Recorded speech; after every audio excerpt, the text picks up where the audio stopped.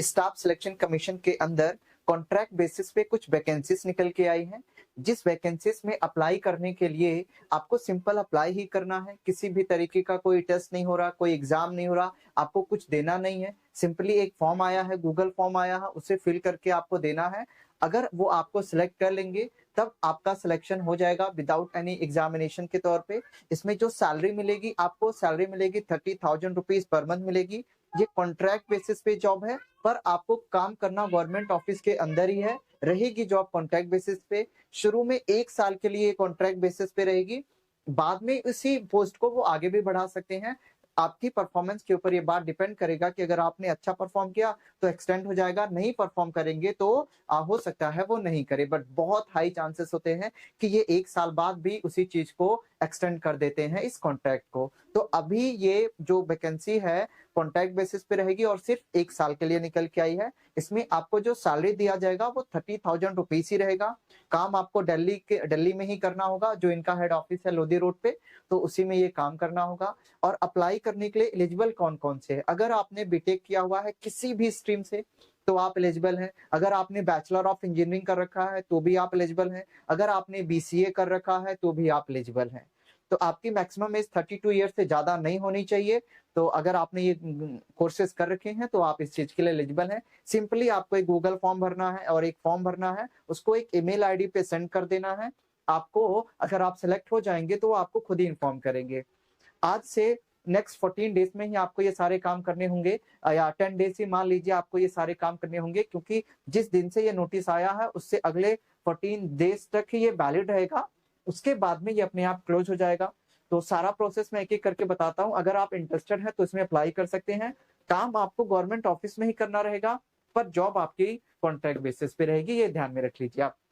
तो आपको आना मेन वेबसाइट पे, स्टाफ सिलेक्शन कमीशन पे आना है। मैं इसका लिंक दे दूंगा। तो अगर आप यहाँ पे आएंगे ना, लेटेस्ट न्यूज में अगर आप देखेंगे तो यहाँ पे लिखा 16 नवंबर पे पब्लिश किया गया होगा। तो आज से लेके नेक्स्ट 14 डेज तक ही आप इसे अप्लाई कर सकते हैं। अदरवाइज ये बंद हो जाएगा तो आप अप्लाई नहीं कर पाएंगे। तो देखिए यहाँ पे लिखा हुआ है शॉर्ट कॉन्ट्रैक्ट बेसिस पे ये रहेगी। तो आपको इस पे अगर मैं क्लिक करूंगा तो एक देखिए पेज खुल के आ जाएगा। इसी पेज में सारी इंफॉर्मेशन इन्होंने दे रखी हुई है। एलिजिबिलिटी में अगर आप देखेंगे तो यहाँ पे लिखा हुआ है, अगर आपने बैचलर ऑफ इंजीनियरिंग या फिर अगर आपने बीटेक या फिर आपने अगर बीसीए कर रखा है तो ही आप एलिजिबल हैं। टोटल वैकेंसीज इन्होंने अभी के लिए 5 दे रखी है। तो इसमें एज सच एक्सपीरियंस के लिए कुछ नहीं कहा गया हुआ है। तो आपको अगर आप बिल्कुल फ्रेशर्स हैं और आपने कर रखा है ये सब चीजें तो आप इसमें अप्लाई कर सकते हैं। ठीक है, तो ये रहा इनका पूरा जो इन्होंने अपने ऑफिस का एड्रेस दे रखा है। ठीक है, तो आपको करना क्या है, देखिए एक यहाँ पे ईमेल आईडी दे रखी है और उन्होंने ये भी कहा हुआ है कि नेक्स्ट 14 डेज तक ही आप इस फॉर्म को फिल कर पाएंगे, उसके बाद नहीं फिल कर पाएंगे। अब देखिए करना क्या है, आपको सिंपल सा आपको यहाँ पे आना है। आपको एक गूगल फॉर्म भरना होगा। देख लीजिए यहाँ पे गूगल फॉर्म का लिंक दे रखा, गूगल फॉर्म भरना होगा। और एक यहाँ पे एप्लीकेशन का भी लिंक दे रखा। आई होप अगर आपको दिख रहा हो तो ये रहा उसके एप्लीकेशन का लिंक। तो आपको कुछ करना नहीं है। सबसे पहले हम जरा जनरल इंस्ट्रक्शंस देख लेते हैं जल्दी जल्दी कि उन्होंने इसमें क्या दे रखा है। तो जनरल इंस्ट्रक्शन पे आप क्लिक करेंगे तो आपके सामने ये पेज खुल के आएगा जिसमें सारी इंफॉर्मेशन उन्होंने दे रखी है। देख लेते हैं। एसेंशियल क्वालिफिकेशन में आप देखिए ये यंग प्रोफेशनल के लिए है। टोटल पोस्ट 5 रहेगी। जो essential qualification bachelor of engineering है, बीटेक और बीसीए डिग्री अगर आपने किसी भी कॉलेज से कर रखा तो आप अप्लाई कर सकते हैं। और आपकी मिनिमम मार्क्स होने चाहिए 60% मार्क्स होने चाहिए। ठीक है, डिजायरेबल में क्या होता है कि अगर ये ऐसा रहेगा तो प्रेफर करेंगे, बट अगर नहीं है तो भी आप अप्लाई कर सकते हैं। नॉलेज रिगार्डिंग प्रोग्रामिंग, अगर नेटवर्किंग आती है, आईटी या कंप्यूटर हार्डवेयर आता है तो आप इसमें अप्लाई कर सकते हैं। मैक्सिमम एज आपके 32 साल से ज्यादा नहीं होनी चाहिए। 30,000 रुपए पर मंथ आपको सैलरी दिया जाएगा। शुरू में टेन्योर 1 साल का रहेगा, बाद में ये आपको एक्सेड भी कर सकते हैं।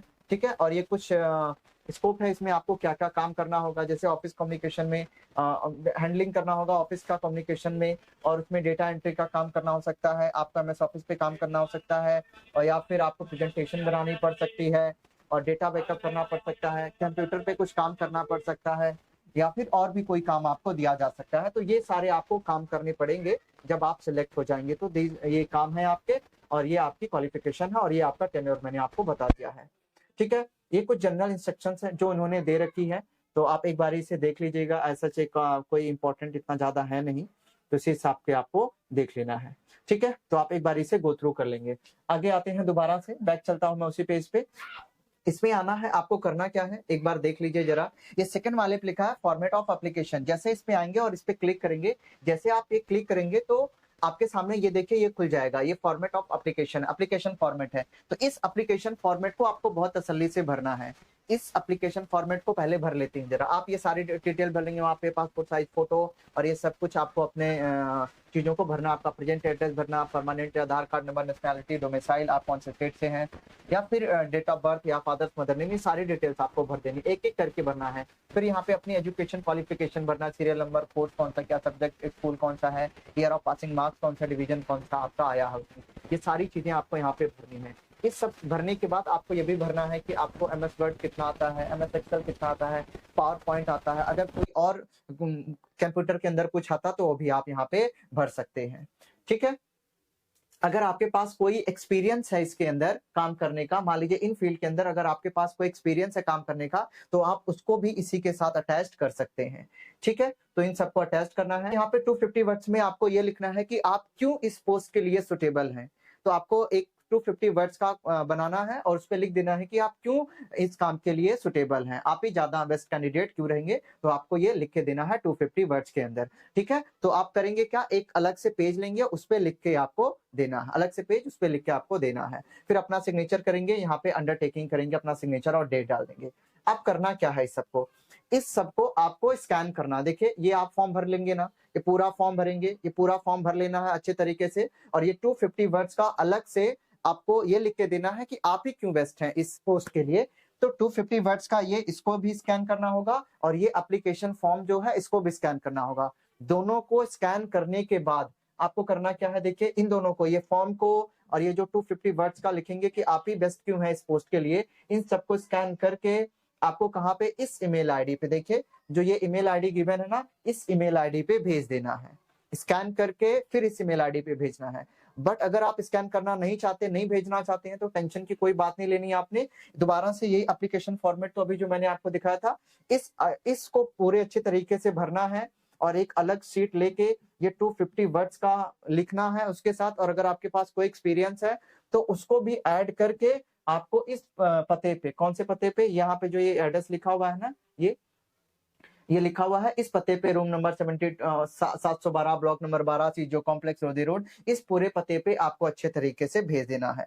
तो दो तरीका कर सकते हैं, या तो आप इसे पोस्ट से भी भेज सकते हैं या फिर उसी एप्लीकेशन फॉर्म का पीडीएफ बना के आप इस ईमेल आईडी पे भेज सकते हैं। विद इन 14 डेज, 14 दिन के अंदर आपको ये भेज देना है। और साथ के साथ आपको यहाँ पे नीचे गूगल फॉर्म दिया है, इस गूगल फॉर्म को भी सबमिट करना है। तो यहाँ पे क्लिक करेंगे और देखिए यहाँ पे आपका गूगल फॉर्म खुल गया है। तो आपको इस गूगल फॉर्म को भी पूरे अच्छे तरीके से भर देना है।